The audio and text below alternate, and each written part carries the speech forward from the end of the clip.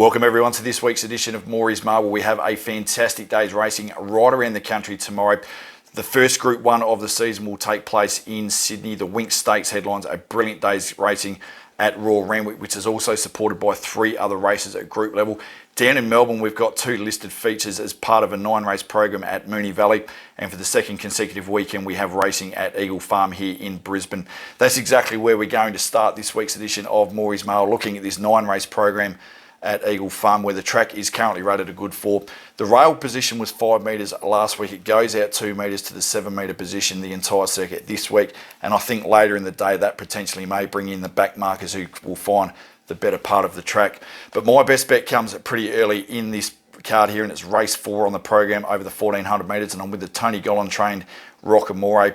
Now he's won 3 of his last 5, including a win over Samurai 3 weeks ago at this track and trip. Samurai won at Eagle Farm last week, so the form line's tying pretty good there. Moorey has won 4 from 7 at the 1400 metres. Leah Kilner, the apprentice, will take a 3 kilo claim here. She gets this gun sit from gate 9, which she'll roll forward, and I think that Moorey will be the one to catch in this race. The best value comes in at race 5, which is a class 3 plate over the 1200 metres.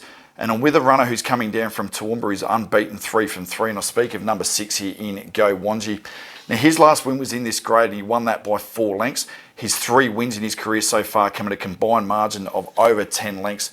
He's drawn perfectly here from gate 5, so we have plenty of options when the gates go crashing back. And at the $8.50 quote he can currently get for him, I think represents fantastic each-way value, and I'm happy to be with him.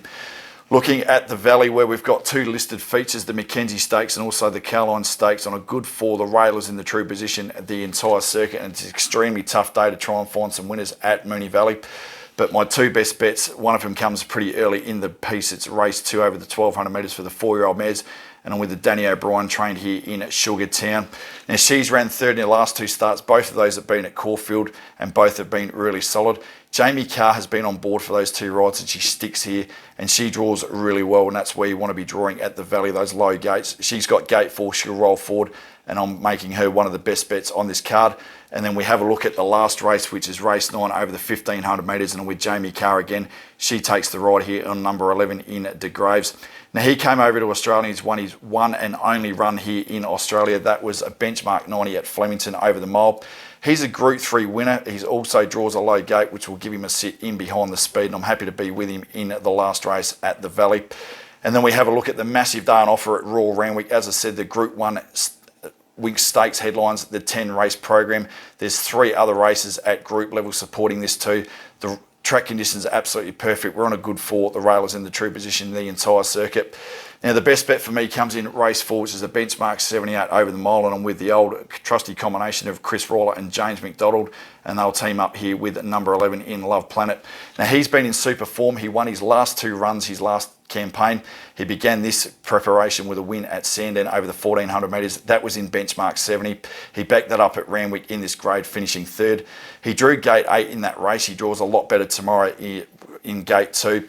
And that will suit him to roll forward, where he'll be joined by Casino Mondial and Cognac from the wider gates there. And I think that also will save some petrol for later in the race, and I think that will make him the best bet on the card. The best value for me comes in at race 5, which is a benchmark 78 over the 1200 metres, and Richard and Michael Friedman saddle up number 3 here in Love Tap. Now he resumes here after a pretty ordinary run in the Brisbane Winter Carnival. He has got a solid record with 4 wins from 6 career starts. I want to take you back to his prior campaign though. He won a Group 3 and finished 4th in a Group 1, so he's no slouch at all. He's drawn gate 10 but maps really well to sit right in under the speed here. He's unbeaten 2 attempts at the 1200 metres, and again at $10 I'm happy to be with him as an each-way play, and I think he represents a fantastic value. So that's a look at my best bets and my best value bets for the 3 meetings in Melbourne, Sydney and also Brisbane. You can head on over now to the Moorey's Marble Facebook page. I'll give you selections for all 28 races from these 3 venues, as well as the quaddy legs. You know the saying, people, happy punting, back more winners, put your house in it, gamble responsibly.